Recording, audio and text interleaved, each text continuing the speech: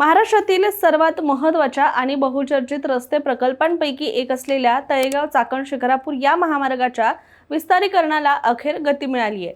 गेल्या 1.5 दशकांपासून वाहतूक कोंडी, अपघातांची मालिका, उद्योग क्षेत्राच्या सातत्यपूर्ण मागण्या, नागरिकांची आंदोलनं आणि प्रशासकीय प्रक्रियेत अडकलेला हा प्रकल्प आता प्रत्यक्षात उतरण्याच्या उंबरठ्यावर पोहोचलेला आहे। येत्या 2 महिन्यांमध्ये भूसंपादन प्रक्रिया सुरू होणार असून सर्व प्रशासकीय कार्यवाही पूर्ण झाल्यानंतर याच वर्षी डिसेंबर महिन्यापासून प्रत्यक्ष कामाला सुद्धा सुरुवात होण्याची शक्यता व्यक्त करण्यात आली आहे। त्यामुळे पुणे जिल्ह्याच्या औद्योगिक विकासाला नवी दिशा मिळणार का, असा प्रश्न आता चर्चेत आलाय। चला तर मग लगेचच या प्रकल्पाविषयी सविस्तररित्या माहिती या व्हिडिओच्या माध्यमातून जाणून घेऊया। नमस्कार, मी रामेश्वरी आणि तुम्ही पाहताय कट टू कट।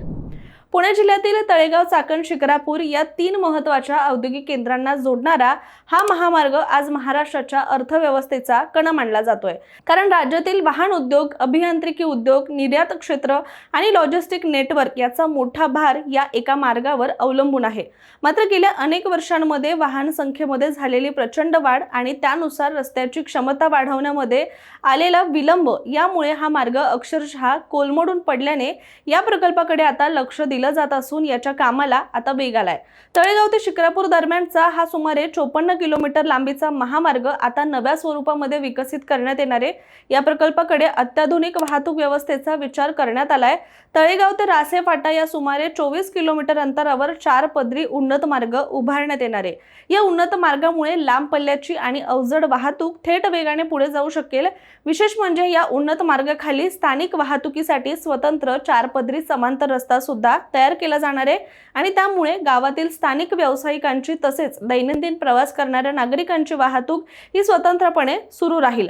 याचबरोबर रासे फाटा ते शिक्रापूर या भागामध्ये स्वतंत्र 4 पदरी महामार्ग विकसित करण्यात येणारे, परिणामी स्थानिक वाहतूक आणि औद्योगिक मालवाहतूक यांचं विभाजन होणार आहे आणि वाहतुकीचा ताण कमी होईल, वाहनांचा वेग वाढेल आणि अपघाताचं प्रमाण सुद्धा मोठ्या प्रमाणात घटणार आहे। गेल्या अनेक वर्षांपासून नागरिक आणि उद्योग क्षेत्र ज्या बदलाची वाट पाहत होतं, तो बदल या प्रकल्पामुळे आता कुठेतरी प्रत्यक्षात दिसण्याची शक्यता निर्माण झाली आहे। या प्रकल्पाचं काम मोंटे कार्लो या कंपनीकडे सोपवण्यात आलं असून राष्ट्रीय महामार्ग प्राधिकरणाने या कंपनीसोबतच्या कराराला मंजुरी दिली असून केंद्र सरकारकडून सुद्धा या महत्त्वाकांक्षी प्रकल्पाला हिरवा कंदील मिळालेला आहे। सध्या वर्क ऑर्डर जारी करण्याची अंतिम प्रक्रिया सुरू आहे आणि त्यानंतर भूसंपादनाची प्रक्रिया पूर्ण होताच प्रत्यक्ष काम देखील सुरू केलं जाईल।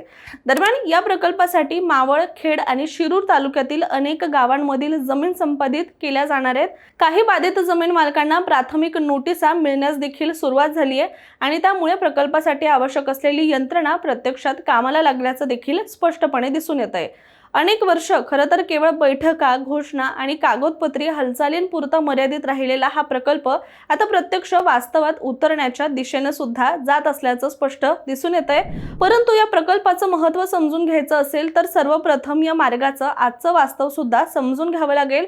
अर्थात तळेगाव चाकण शिक्रापूर हा मार्ग महाराष्ट्रातील सर्वात व्यस्त औद्योगिक कॉरिडॉरपैकी एक आहे।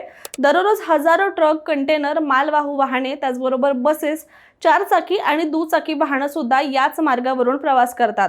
चाकण, तळेगाव, रांजणगाव, पुणे, मुंबई आणि JNPT बंदर यांना जोडणारा हा सर्वात महत्त्वाचा दुवा मानला जातोय। विशेषतः चाकण औद्योगिक क्षेत्र हे भारतातील सर्वात वेगाने विकसित झालेल्या औद्योगिक केंद्रांपैकी एक आहे आणि इथे देशातील आणि जगातील नामांकित वाहन उत्पादक कंपन्यांचे सुद्धा कारखाने आहेत। जसे की Bajaj auto, Mercedes Benz, Volkswagen, Mahindra and Mahindra, Bosch यांसारख्या कंपन्यांनी या भागामध्ये मोठ्या प्रमाणात गुंतवणूक केली आहे। हजारो एकरांवर विस्तारलेल्या या औद्योगिक क्षेत्रामध्ये लाखो कामगार कार्यरत आहेत आणि या कारखान्यांमध्ये तयार होणारी वाहनं, यंत्रसामग्री आणि विविध उत्पादनं देशभर तसेच परदेशामध्ये सुद्धा पाठवली जातात आणि यासाठी दररोज हजारो कंटेनर आणि मालवाहू ट्रक सुद्धा याच मार्गाचा वापर करतात। मात्र रस्त्याची क्षमता मर्यादित असल्यामुळे या संपूर्ण औद्योगिक साखळीवर परिणाम होऊ लागलाय। सकाळ आणि संध्याकाळच्या वेळेमध्ये अनेक ठिकाणी वाहनांच्या रांगा लागतात। काही वेळा केवळ 15 ते 20 किलोमीटरचा प्रवास करण्यासाठी 1 ते 2 तास घालवावे लागतात। शिवाय उद्योग क्षेत्राला वेळेमध्ये माल पोहोचवण्यामध्ये सुद्धा मोठ्या अडचणी निर्माण होत आहेत। त्यामुळे इंधनाचा अतिरिक्त खर्च होतोय। वाहतूक कोंडीमुळे उत्पादन खर्च वाढतोय आणि त्याचा थेट परिणाम उद्योगांच्या स्पर्धात्मक क्षमतेवर होतोय। आणि फक्त उद्योग क्षेत्रच नाही तर या मार्गावरील गावातील नागरिकांना सुद्धा मोठ्या समस्यांचा सामना करावा लागतोय, जसं की शाळकरी विद्यार्थी, कर्मचारी, व्यावसायिक, रुग्णवाहिका आणि अत्यावश्यक सेवा वाहनांना सुद्धा अनेकदा याच वाहतूक कोंडीमध्ये अडकून राहावं लागतंय। आणि यामुळे नागरिकांमध्ये सुद्धा गेल्या अनेक महिन्यांपासून तीव्र नाराजी होती। इतकंच नाही तर या मार्गावर अनेक धोकादायक वळणं, अरुंद पूल, अपुरी रस्ते क्षमता असल्यामुळे अपघातांचं प्रमाण सुद्धा सातत्याने वाढत चाललं होतं। दरवर्षी अनेक गंभीर अपघात या मार्गावर घडत असल्याने नागरिकांकडून सुद्धा सुरक्षिततेबाबत प्रश्न उपस्थित केले जात होते। दरम्यान या प्रकल्पाच्या माध्यमातून खेड तालुक्यातील काही महत्त्वाच्या संरचनांचं पुनर्बांधणीचं काम देखील आता केलं जाणार आहे।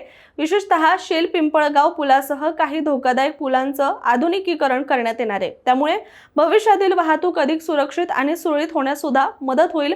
पण तुम्हाला माहिती आहे का, एकेकाळी तळेगाव चाकण शिक्रापूर हा मार्ग प्रामुख्याने स्थानिक वाहतुकीसाठी वापरला जात होता। मात्र 1990 नंतरच्या महाराष्ट्रातील औद्योगिकीकरणाचा चेहरा मोहरा बदलू लागला।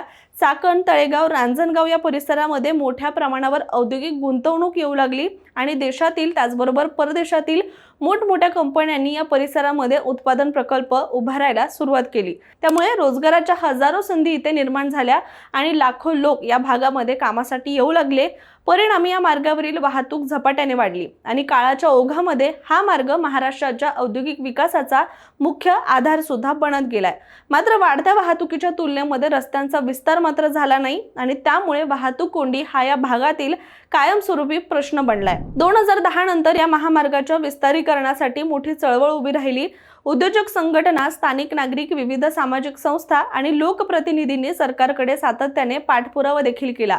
अनेक आंदोलनं झाली, निवेदनं देण्यात आली, बैठका घेण्यात आल्या आणि यानंतर महाराष्ट्र राज्य पायाभूत सुविधा विकास महामंडळानं म्हणजेच MSRDCने या महामार्गासाठी उन्नत महामार्ग आणि समांतर रस्त्याचा आराखडा तयार केला। मात्र आपल्याकडची व्यवस्था कासवगतीची असल्यामुळे हा प्रकल्प सुद्धा पुढे सरकत नव्हता आणि वर्षानुवर्ष हा प्रकल्प फायलींमध्येच अडकून राहिला। त्यामुळे नागरिक आणि उद्योग क्षेत्रामध्ये प्रचंड नाराजी वाढत होती। मात्र अखेर राज्य मंत्रिमंडळाच्या पायाभूत सुविधा समितीने या प्रकल्पाला मान्यता दिली। त्यानंतर केंद्र सरकार आणि राष्ट्रीय महामार्ग प्राधिकरणाची मंजुरी मिळाली आणि आता प्रकल्प प्रत्यक्ष अंमलबजावणीच्या टप्प्यामध्ये पोहोचलाय।